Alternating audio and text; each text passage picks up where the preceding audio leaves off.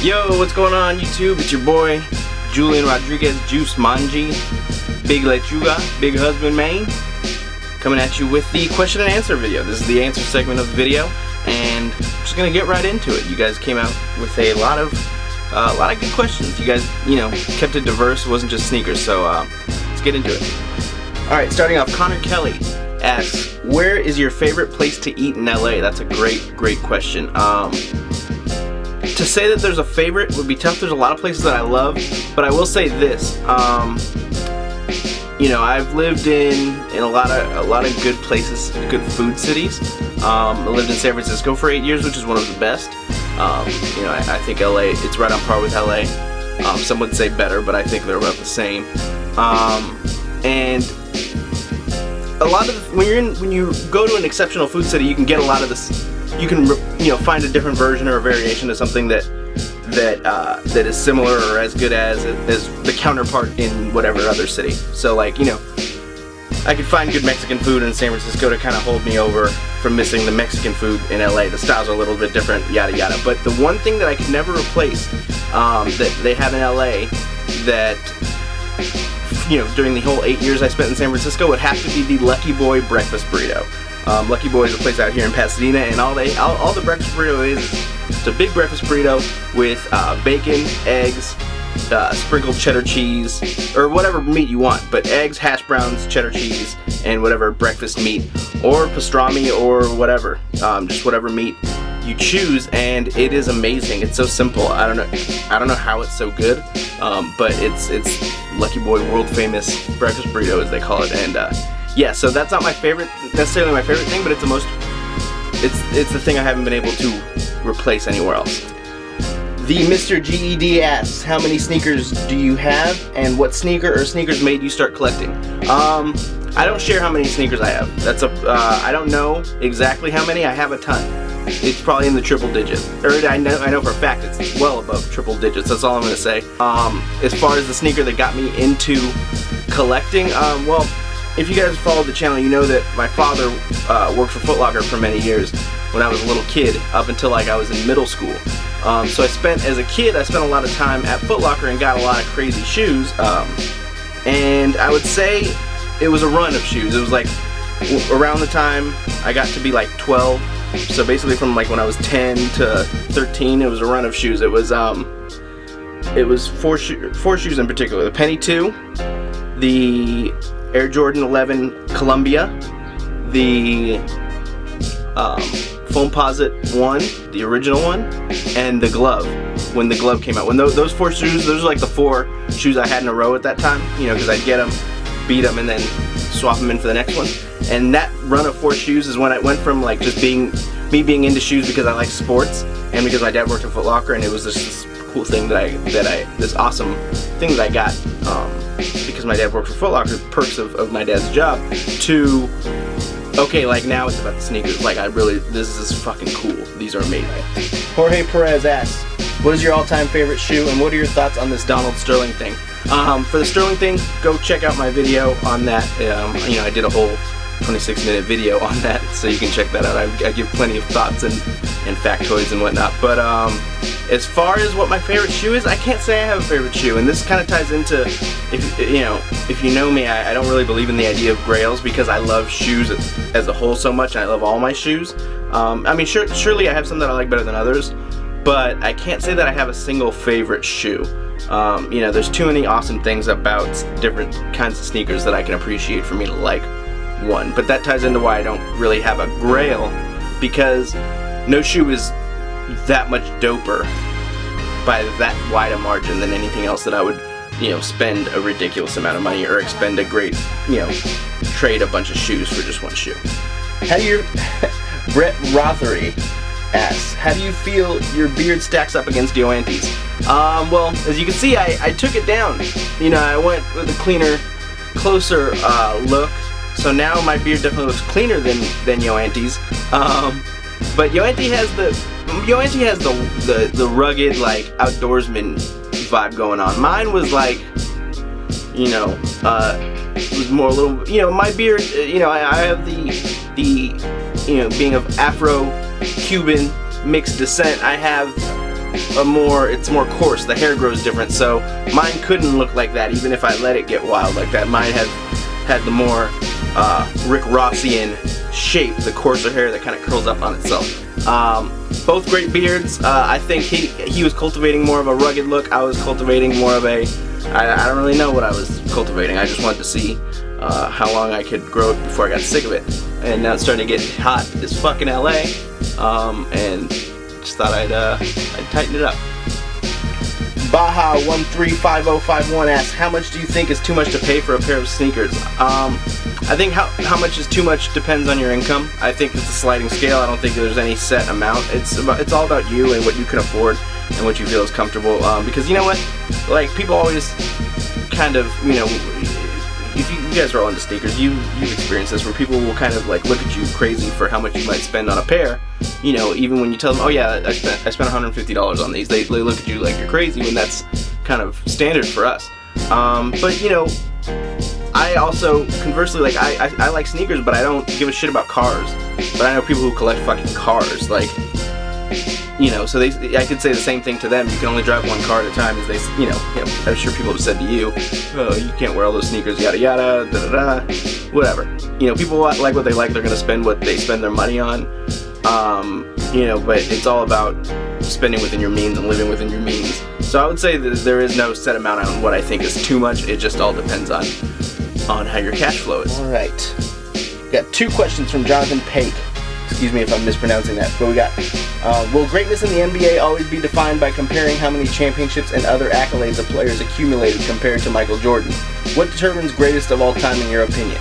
That's a great question. I think in the past, championships were a bigger part of the discussion, because, you know, I don't know how old you are, Jonathan, but like when I was a kid, you know, and even less so before that, you couldn't watch every team all the time. You really just watched your team and then what was on, you know, the nationally televised games. And there are more nationally televised games now, even if you don't have League Pass and all that.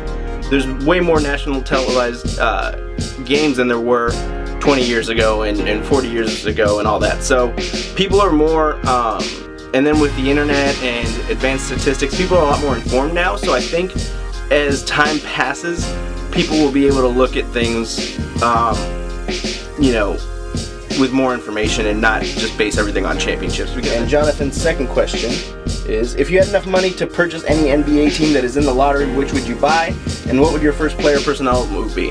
Well, that would be the Lakers, obviously. They're by far the most valuable team of any team in the lottery, and they're my favorite team, so I would buy them. Usually they're not in the lottery, but they are this year, so for the sake of the argument, or the question I should say, I would buy the Lakers, and my first player personnel move would have to be in the draft. And if the Lakers stay at 6 and don't move up, then I'm hoping Dante Exum or Julius Randle falls to me. Either one. If both, I'll take Exum, but I'll be very happy with either one of those guys. And if not him, then I guess you roll with Aaron Gordon or explore maybe trading back. Excuse me, it's just fucking hot in here. Yeah, that's the move that I would do. King of Kicks 805 Henry, what up? Asks, what would be your last meal if you had to choose? Oh shit. Probably like a really baller ass steak.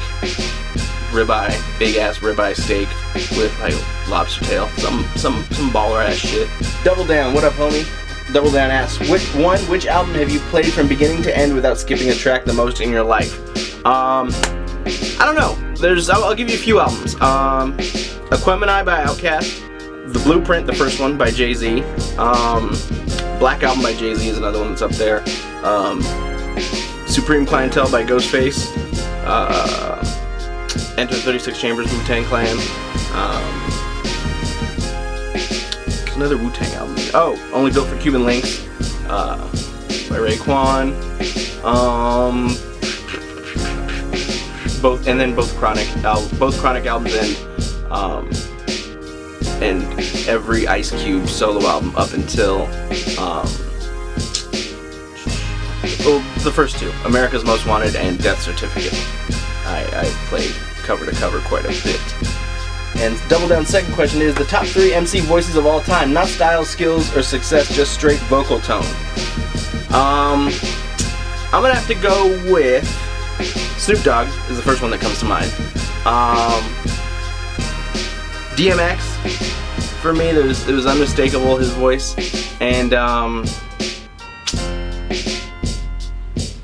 probably Tupac. So yeah, I'd have to go Tupac, Snoop, and DMX for me, personally. Others that come to mind, Slick Rick, was just too cool, and you know, Andre 3000 has a dope rapping voice to me. But I'm gonna stick with my first 3. iCrease, what up, dude? Favorite custom sneaker ever? Definitely all that JB Customs. Is he the guy who, or JBF, the guy who came up with the whole idea of like swapping out the leather on a Jordan 1 or on Jordan Retro with like that Python leather. You know, I think it's JBF Customs, right? All of his shit is the coolest custom work to me. And then, what made you want to make videos on YouTube? I wanted to make videos on YouTube because I felt like there was a lot of, I just felt like that nobody was offering what I have to offer. And I don't mean to say that as like, to be bragging or anything like that. What I mean, I think what my perspective is different is that I'm fairly young, but I've been around shoes as long as just about anybody, because as a kid I was at Foot Locker always, you know, and getting to see the models and getting to see how the retail side works. So I have I feel like I have a great deal of knowledge, and I have, you know, Henry pointed out to me once that, you know, I have experience with with damn near every shoe that comes up, and yeah, that's what I think. I had a wealth of experience to offer, and to kind of speak on shoes from that perspective, I thought was something that I thought people would have find valuable, and I just love shoes. J-Dub Killin' Kicks asks, favorite place you have traveled to, and where would you like to take a trip to? You know, so many awesome places. Some of my favorite places being in the States. You know, if I had to live somewhere else in the States, other than here, you know, I lived in San Francisco for 8 years and I loved it, but it would probably be either New York City or New Orleans. But probably I'd like to just say fuck it and move to New Orleans. I loved it there. But I'd like to go to like Amsterdam, Germany. I'd like to go to, you know, I'd like to visit Germany. I'd just like to go to Europe. I'd like to go to Spain, in particular. Also, where else would I really want to go? I don't know, man. There's a lot of awesome places in the world that I haven't seen that I'd love to check out. Let's see, Kicksburg412. What up, bruh? What are your top 5 favorite MCs of all time? Ice Cube. I'm gonna throw Jay-Z in there. DMX. Ghostface. Nah, fuck it. I'll go with Kendrick. Go with someone new. Kendrick, I feel like he's gonna be around for a long time, and he has cracked my top 5 just because I feel like he combines a lot of that local flavor, that LA feel that I love so much, mixed with a little bit of Aquemini era Outkast. So I'm gonna go with Kendrick to round out my top 5. Going out on a limb. Brian TV asks, what upcoming young rap artist do you think will be up there in a couple of years? Let's see. I think Freddie Gibbs, honestly, if he can find a good commercial foothold, and I think he's gonna be up there. But I'm not sure how much he even wants to make kind of major mainstream rap. So that's a questionable. I have to go with Action Bronson. I think he's pretty major, so I do think he will get to that point. He will get pretty big. All right, moving on to Eddie Wynn. What up, dude? Favorite mixtape of the year so far, if you have one. All right, here's the fucked up part: is I don't even remember what mixtapes have come out this year. Like everything kind of runs together. you know, I immediately wanted to say Pimpire Strikes Back by Rock Marciano, but I think that came out last year.